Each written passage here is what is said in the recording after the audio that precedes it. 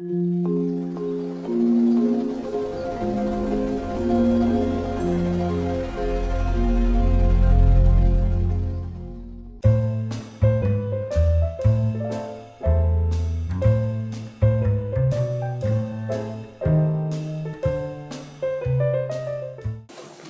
à toutes et tous. On est aujourd'hui réunis pour un premier moment de ce projet Philo-Jeunes, qui est un projet sur lequel on travaille depuis plus d'un an maintenant, qui est un projet assez vaste et qui est particulièrement porté dans notre académie, mais pas seulement.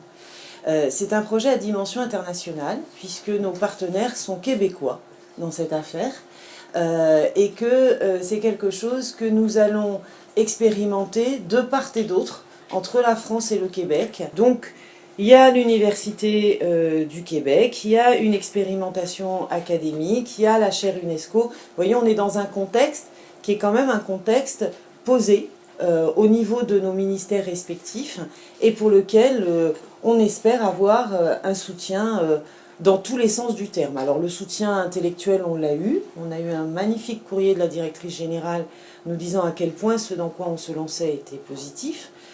On attend d'autres types de soutien et on en reparlera. Alors ce projet, s'il nous réunit aujourd'hui, c'est parce qu'il comporte un enjeu important pour nous, un enjeu qui est double. Il est double parce que le contexte en fait un enjeu double. Il s'agit effectivement de permettre de faire monter le niveau de la réflexion des jeunes pour leur éviter d'être séduits par d'autres types de philosophies qui n'en sont pas, pour éviter en un mot la radicalisation de ces jeunes, pour éviter qu'ils soient subjugués par des discours qui se présentent comme les seuls à leur offrir une possibilité d'exister. Et ça, je pense que l'école a une part de travail à faire pour ça.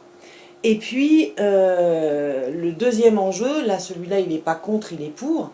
Il est pour développer considérablement l'intelligence, la pensée complexe, la pensée collective, et du coup avoir les répercussions attendues sur le vivre ensemble intelligemment, c'est-à-dire en étant capable de comprendre l'autre. Voilà. Donc cette démarche peut prendre plusieurs formes. Nous, on en travaillera une en particulier avec nos formateurs. Ils vous en diront davantage sur cet acronyme barbare qu'est la DVDP. Donc on va booster nos cerveaux, nos intelligences, nous aussi, et on va se mettre dans la situation finalement qu'on va tenter de faire vivre à nos élèves, d'un partage et d'une montée en puissance sur des questions qui sont des questions fondamentales.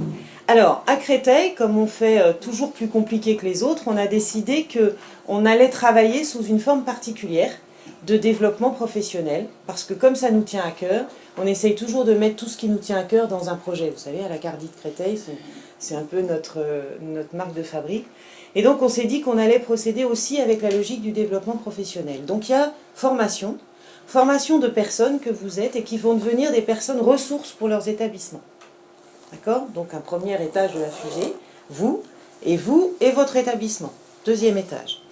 Mais pas que, parce que vous allez aussi, avec vos collègues, expérimenter sur le terrain un certain nombre des outils que nous allons travailler ensemble. Mais pas que. On a le quatrième étage de la fusée là. Vous allez également avoir une analyse réflexive et critique sur les outils en question.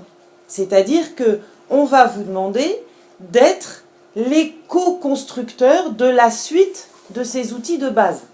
Donc vous voyez, on vous demande beaucoup de choses. Vous, vos collègues, vos pratiques, votre analyse critique, et voilà, se mener à la fois ici et au Québec. Donc on est vraiment dans cette démarche, on forme, on fait, on distille, on réfléchit, on teste, on réfléchit, on analyse, etc. Et on enclenche un cercle vertueux d'intelligence collective. Pour l'introduction, moi je vais m'arrêter là parce que je ne veux pas en dévoiler davantage. On a deux formateurs hors pair qui vont se présenter tout seuls parce qu'ils le feront aussi bien que moi.